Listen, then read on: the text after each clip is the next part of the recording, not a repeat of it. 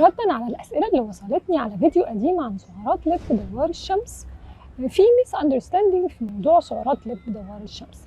لما بنقول إن 100 جرام من اللب سعراته 584 كالوري، فالناس بتتخض وتخاف من اللب، لكن المقصود بيه إن 100 جرام لب متقشر، ودي كمية كبيرة جدا. والحقيقة إنك لو أخدت حجم قبضة إيدك مقفولة مرتين من لب دوار الشمس وقشرته، مش هيتعدى 10 جرام، ودول سعراتهم في حدود 60 كالوري، وفيهم حصة دهون واحدة بس، وأكترها من الدهون الغير مشبعة.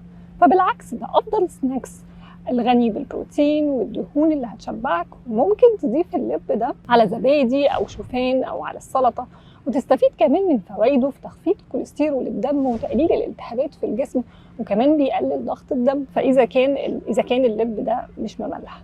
إذا استفدت من الفيديو بليز لايك وشير، ولو عندكم أسئلة اكتبوا لي في التعليقات.